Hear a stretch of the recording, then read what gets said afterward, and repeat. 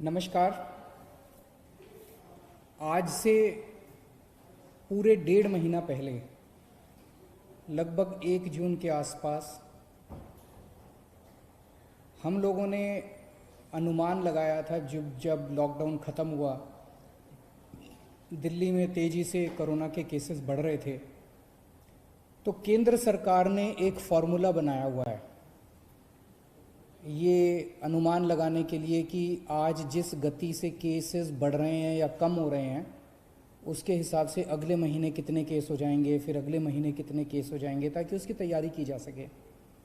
तो जो केंद्र सरकार का जो फार्मूला था, उस फार्मूले के हिसाब से हम लोगों ने जून के पहले हफ्ते में अनुमान लगाया था कि अगर इसी रफ्तार से केसेस बढ़ते रहे तो 30 जून को कितने केस हो जाएंगे, 15 जुलाई को कितने केस हो जाएंगे और 31 जुलाई को कितने केस हो जाएंगे। और वो अनुमान हमने आप सब लोगों के सामने रखा था। उस अनुमान के मुताबिक 15 जुलाई तक ये अनुमान था कि आज तक 2.25 लाख केस होने का अनुमान था। उस फॉर्मूले के हिसाब से जून में जिस तेजी से केस बढ़ रहे थे पहले हफ्ते में, उसके हिसाब से केंद्र सरकार के फॉर्मूले के हिसाब से आज तक 2.25 लाख केस हो जाने चाहिए थे दिल्ली में टोटल। उसमें से 1,34,000 एक्टिव केसेस होने चाहिए थे और इन एक्टिव केसेस के लिए लगभग 34,000 बेड्स की जरूरत थी। लेकिन पिछले 1.5 महीने में जिस तरह से हम सब लोगों ने मिलकर, दिल्ली के 2 करोड़ लोगों ने मिलके, दिल्ली सरकार ने मिलके, केंद्र सरकार ने मिलके, सब लोगों ने मिलके जो प्रयास किए, आज अनुमान था कि 2.25 लाख केसेस होंगे, लेकिन हकीकत में आज उसके आधे केसेस हैं। 1,15,000 केसेस आज हुए हैं। अनुमान था कि 1,34,000 केस एक्टिव होंगे, लेकिन आज केवल 18,600 केस एक्टिव हैं। अनुमान था 1,34,000 केस एक्टिव होंगे, केवल 18,600 केस एक्टिव हैं। और अनुमान था कि 34,000 अस्पतालों में बेड्स की जरूरत पड़ेगी। अस्पतालों में, कोविड सेंटर वगैरह में, अस्पतालों में 34,000 बेड्स की जरूरत पड़ेगी। आज केवल 4,000 बेड्स की दिल्ली के अंदर ज़रूरत पड़ रही है। हमने 15,500 बेड्स का इंतज़ाम कर लिया है, लेकिन आज उनमें केवल 4,000 बेड भरे हुए हैं, बाकी सारे बेड खाली हैं।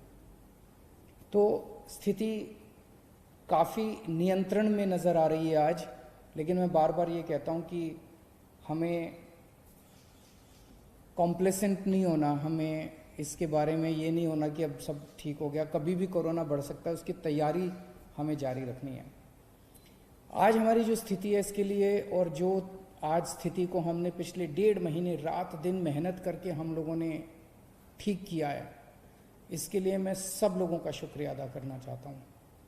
खासकर दिल्ली के अपने 2 करोड़ लोगों का, उन सब लोगों का जिन लोगों ने दिल्ली में कोरोना की स्थिति पे काबू पाने में मदद की, उन सब लोगों का मैं तहे दिल से शुक्रिया अदा करना चाहता हूँ। क्योंकि मैं ये मानता हूँ, ये मेरी वजह से नहीं हुआ, ये केजरीवाल की वजह से नहीं हुआ, ये हमारे मंत्रियों की वजह से नहीं हुआ। ये जो हो पाया, ये हमारे लोगों की वजह से, हमारे डॉक्टर्स की वजह से, हमारे नर्सेस की वजह से, हमारे कोरोना वॉरियर्स की वजह से, जो रात दिन अपनी जान की परवाह किए बिना आगे आके काम कर रहे हैं। इस दौरान हमने पिछले 1.5 महीने में 3 सिद्धांतों के ऊपर काम किया है। पहला सिद्धांत, हमने ये महसूस किया और ये निष्कर्ष हमारा निकला कि कोरोना इतनी बड़ी महामारी है, इतनी बड़ी महामारी है कि इसको अकेले नहीं जीता जा सकता। अगर दिल्ली सरकार ये सोचती कि इसको हम अकेले जीत लेंगे तो हम फेल हो जाते हैं। इसलिए हमने सबका साथ मांगा। हम केंद्र सरकार के पास भी गए, हम होटल वालों के पास भी गए, हम प्राइवेट हॉस्पिटल वालों के पास भी गए, हम बैंक्वेट हॉल वालों के पास भी गए, हम एनजीओज के पास भी गए, हम धार्मिक संगठन वालों के पास भी गए, हम सबके पास गए। तो पहला हमारा सिद्धांत था कि इस लड़ाई को अकेले नहीं जीता जा सकता, और इसमें हमने सभी पार्टियों का साथ लिया। आज मैं सभी पार्टियों का, बीजेपी का, कांग्रेस का, सबका शुक्रिया अदा करना चाहता हूं। दूसरा सिद्धांत हमने अपनाया कि जब चीजें गलत चल रही थी तो हर व्यक्ति कमियां निकाल रहा था। हमने उस पर नाराजगी जाहिर नहीं की, हमने उस पर गुस्सा नहीं किया। जो भी कमी निकाल रहा था, चाहे वो मीडिया वाले हों, चाहे कोई उस पर रिकॉर्ड करके सोशल मीडिया पे डालता, कोई भी कहीं से कोई भी हमें गलती बताता था, उसको नोट कर लेते थे और उस गलती को सुधारने की कोशिश करते थे। यही कारण है जिस एलएनजेपी अस्पताल के बारे में पहले जून के पहले हफ्ते के अंदर इतना उसके अंदर नुक्स निकाले जा रहे थे, हमने एक नुक्स नोट किया। जिन जिन पत्रकारों ने स्टोरीज की, मैंने खुद कई पत्रकारों को फोन करके, एडिटर्स को फोन करके पूछा कि आप हमें बताइए कि कहां कमियां और कैसे ठीक करें, और उन कमियों को नोट करके उन कमियों को हमने दूर करने की कोशिश की।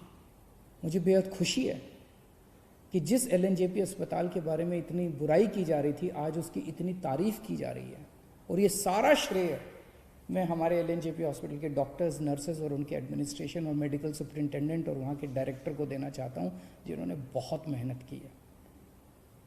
तो दूसरा सिद्धांत हमारा था कि हमने कभी भी जो हमारे क्रिटिक्स थे, जो हमारी बुराई कर रहे थे, उनकी बातों का बुरा नहीं माना, और उनसे हम लोगों ने अपनी कमियां हम नोट करते गए और उसको ठीक किया। और तीसरी चीज, हम सब लोगों ने मिलकर हार नहीं मानी। ऐसा कोई पल नहीं आया जब हमें लगा यार अब स्थिति हमारे कंट्रोल में नहीं, अब हम कुछ नहीं कर सकते, क्योंकि अगर हम हार मान लेते तो पता नहीं कितनी मौतें हो जाती। हम लगे रहे। हमें यकीन था कि मेहनत अंत पंत में काम आएगी।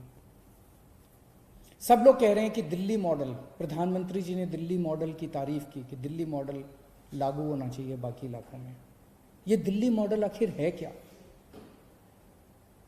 इसमें सबसे पहली चीज थी, जैसा मैंने बताया, इस दिल्ली मॉडल की बुनियाद है कलेक्टिविटी, टीम वर्क, सबको साथ लेके चलना। तो हम लोग बैठे और हमने पूरी प्लानिंग की कि कहाँ कहाँ क्या क्या करने की ज़रूरत है, कहाँ कहाँ किस चीज़ की ज़रूरत है। और उस प्लानिंग में जहाँ जहाँ हमें लगा कि ये कमी है और ये हमारे पास नहीं है, ये किसके पास है, हम उसके पास गए और उससे मिन्नतें करी और हम मदद लेके आए। जैसे टेस्टिंग कम हो रही थी, हम टेस्टिंग बढ़ाना चाहते थे, लेकिन हमारी कैपेसिटी थी, दिल्ली के अंदर मैक्सिमम 10,000 टेस्ट हो सकते थे। हमने केंद्र सरकार से मदद मांगी, केंद्र सरकार ने हमारी मदद की। केंद्र सरकार ने हमें एंटीजन, सबसे पहले एंटीजन टेस्ट दिल्ली के अंदर शुरू किए गए। केंद्र सरकार ने शुरुआती टेस्टिंग किट्स हम लोगों को दी और हमने एकदम से 20,000 22,000 टेस्ट करने चालू कर दिए दिल्ली के अंदर। तो कलेक्टिविटी, टीम वर्क हमारा इस दिल्ली मॉडल का सबसे पहला सिद्धांत था। दूसरा जो सबसे इंपॉर्टेंट चीज थी, होम आइसोलेशन। लोगों के मन में डर था, आज भी पूरे देश के अंदर, पूरी दुनिया के अंदर लोगों के मन में डर है कि कोरोना हो गया। एक तो कोरोना का डर है कि कोरोना हो गया तो पता नहीं क्या होगा, और दूसरा डर होता है कि कोरोना पॉजिटिव आ गया तो सरकार उठा के क्वारंटाइन सेंटर में डाल देगी, सरकार उठा के हमें किसी और सेंटर में, आइसोलेशन सेंटर में कहीं डाल देगी, अस्पताल में डाल देगी। लोगों के मन में ये डर था, क्वारंटाइन सेंटर का डर था, आइसोलेशन सेंटर के डर थे।